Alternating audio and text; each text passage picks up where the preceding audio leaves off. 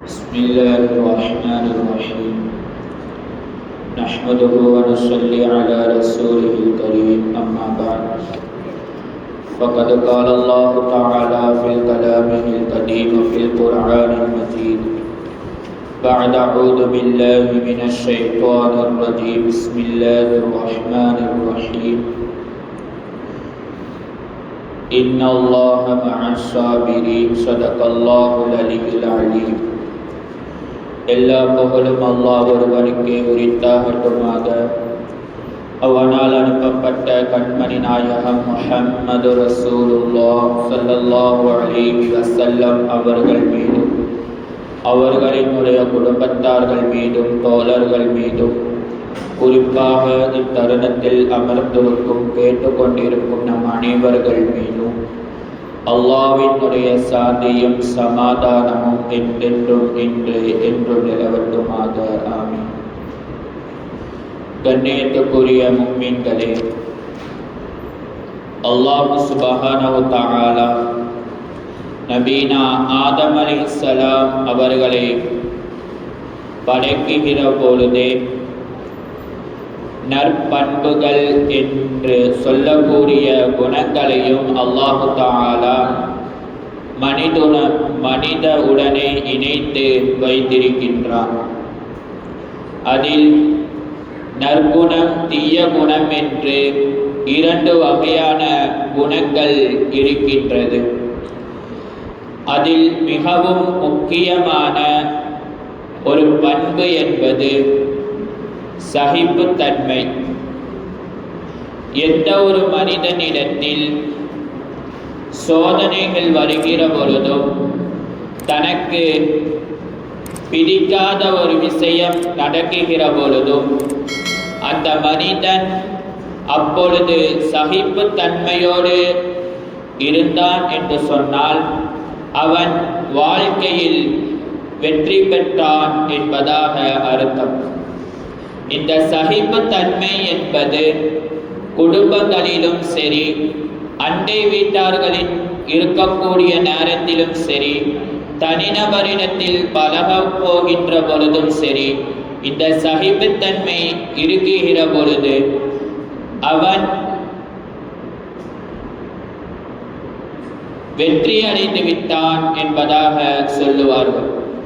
ரசூலுல்லாஹி ஸல்லல்லாஹு அலைஹி வஸல்லம் அவர்கள் மாவீரன் யார் என்று தெரியுமா என்று சஹாபாக்களிடம் கேட்கும் பொழுது அப்போது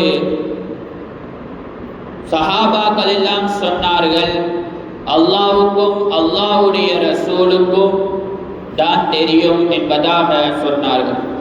அதற்கு ரசூலுல்லாஹி ஸல்லல்லாஹு அலைஹி வஸல்லம் அவர்கள் சொன்னார்கள், இன்னமா ஷதீதுல் லதி யம்லிகு நஃப்ஸஹு இன்தல் கலப். கோபம் வரக்கூடிய நேரத்தில் தன்னுடைய நஃப்ஸை கட்டுப்படுத்திக் கொள்கிறானே அவன்தான் உண்மையான வீரன் என்பதாக ரசூலுல்லாஹி ஸல்லல்லாஹு அலைஹி வஸல்லம் அவர்கள் சொல்லுவார்கள். கோபம் என்பது மனிதனுடைய வாழ்வில் இயல்பான ஒரு விஷயமாக இருக்கின்றது. எப்போதெல்லாம் கோபம் வருகிற பொழுது பிறர்கள் நமக்கு செய்யக்கூடாத விஷயங்களை செய்துவிட்டாலும் சரி, நமக்கு பிடிக்காத ஒரு விஷயத்தை செய்தாலும் சரி, அந்த நேரத்தில் கோபம் வருகிற பொழுது அந்த கோபத்தை யாரு அடக்கிக் கொள்கிறார்களோ, சகிப்புத்தன்மையோடு இருக்கிறார்களோ அவர்கள்தான் உண்மையான வீரர்கள் என்பதாக ரசூலுல்லாஹி ஸல்லல்லாஹு அலைஹி வஸல்லம் அவர்கள் சொல்லுவார்கள். ஒரு விஷயத்தில் சகிப்புத்தன்மை எந்த விஷயத்தில் இருக்கிறதோ அந்த விஷயம் அழகானதாக இருக்கும். எந்த விஷயத்தில் சகிப்புத்தன்மை இல்லையோ அது குறையுள்ளதாக இருக்கும் என்பதாக ரசூலுல்லாஹி ஸல்லல்லாஹு அலைஹி வஸல்லம் அவர்கள் சொல்லுவார்கள்.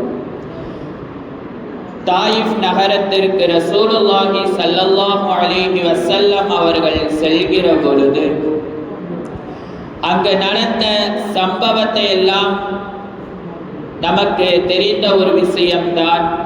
கல்லாலும் சொல்லாலும் தாயிஃப் மக்கள் அடித்த பொழுது ரசூலுல்லாஹி ஸல்லல்லாஹு அலைஹி வஸல்லம் அவர்கள் கோபப்படாமல் சகிப்பு தன்மையோடு இருந்தார்கள். அதனுடைய பலன் என்பது பிற்காலத்தில் அந்த சமூகம் இஸ்லாமியமாக மாறியது என்பதாக வரலாற்று ஆசிரியர்கள் நமக்கு சொல்லுவார்கள். 13 ஆண்டுகள் மக்காவில் ரசூலுல்லாஹி ஸல்லல்லாஹு அலைஹி வஸல்லம் அவர்களை கஷ்டப்படுத்துகிற பொழுதும் மக்கா வெற்றிக்கு பின்னால் ரசூலுல்லாஹி ஸல்லல்லாஹு அலைஹி வஸல்லம் அவர்கள் சகிப்பு தன்மையோடு கோபம் வருகிற பொழுது மன்னித்தார்கள். அதனால்தான் இன்ற அளவிலும் கண்மணி நாயகம் ரசூலுல்லாஹி ஸல்லல்லாஹு அலைஹி வஸல்லம் அவர்களை புகழக்கூடிய ஒரு இடத்தில் இஸ்லாமியர்கள் மட்டும் இல்லாமல் அனைத்து மதத்தினரும் புகழக்கூடிய ஒரு விஷயத்தில் ஒரு இடத்தில் வைத்திருக்கிறார்கள் என்று சொன்னால் அதற்கு மிகப்பெரிய விஷயம் என்பது அவர்களுக்கு கஷ்டம் வருகிற போதெல்லாம் பொறுமையுடனும் சகிப்பு தன்மையுடனும் இருந்த ஒரு நற்குணம் என்று கூறி சொல்லலாம். இமாம் அபு ஹனீஃபா ரஹ்மத்துல்லாஹி அலைஹி அவர்கள் வீட்டிற்கு சென்று கொண்டு இருக்கும் பொழுது பின்னால் ஒரு மனிதன் அவர்களை திட்டிக் கொண்டே வந்து கொண்டு இருந்தான். அவர்களும் கண்டுக்காமல் அவர்களினுடைய வீட்டை நோக்கி வந்து கொண்டு இருந்தார்கள். அவர்களினுடைய வீடும் வந்தது. அப்போது அபு ஹனீஃபா ரஹ்மத்துல்லாஹி அலைஹி அவர்கள் சொன்னார்கள், நான் இப்பொழுது வீட்டிற்குள் செல்ல இருக்கின்றேன். என்னை பற்றி திட்டுவதற்கு ஏதாவது இருந்தால் இப்பயே திட்டிவிடு, நான் கேட்டுக்கொண்டு வீட்டிற்குள் செல்கிறேன் என்பதாக அபு ஹனீஃபா ரஹ்மத்துல்லாஹி அலைஹி அவர்கள் சொன்னார்கள். என்று சொன்னால் நம்முடைய வாழ்வில் யாராவது நம்மளை கோபப்படுத்துகிற பொழுதும் நமக்கு பிடிக்காத ஒரு விஷயம் செயல்படுத்துகிற பொழுதும் அந்த நேரத்தில் நாம் சகிப்பு தன்மையோடு இருந்தோம் என்று சொன்னால் அது குடும்ப வாழ்க்கையாக இருக்கட்டும், அடுத்தவர்களினுடைய அண்டை வீட்டாரினுடைய வாழ்க்கையாக இருக்கட்டும், எந்த ஒரு வாழ்க்கையிலையும் சகிப்பு தன்மை என்று இருக்கிற காலமெல்லாம் எந்த ஒரு பிரச்சனையும் இல்லாமல் அந்த வாழ்க்கை நமக்கு சுலபமாக சுபட்சமாக இருக்கும் என்பதில் எந்த ஒரு சந்தேகமும் இல்லை. அல்லாஹு சுப்ஹானஹு வ தஆலா பொறுமையாளர்களுடன் நம்மள் அனைவரையும் அல்லாஹு தஆலா சேர்த்தருள் புரிவானாக. நம்முடைய வாழ்வில் எதையெல்லாம் நற்பண்புகள் என்று அல்லாஹு தஆலா வைத்திருக்கின்றானோ வாழும் காலமெல்லாம் அப்படிப்பட்ட நற்பண்புகளோடு வாழக்கூடிய நல்லதொரு வாழ்க்கையை நமக்கும் நம்முடைய மக்கள் அனைவர்களுக்கும் தந்தருள் புரிவானாக. ரப்பனா தகப்பல் மின்னா சியாமனா வ கியாமனா வ ருகூஅனா வ சுஜூதனா யா ரப்பல் ஆலமீன். ஸல்லல்லாஹு தஆலா வ ஸல்லம் அலா خير خلقه سيدنا محمد وعلى آله وأصحابه أجمعين والحمد لله رب العالمين. صلى الله على محمد صلى الله عليه وسلم. صلى الله على محمد صلى الله عليه وسلم. صلى الله على محمد يا ربي صل عليه وسلم.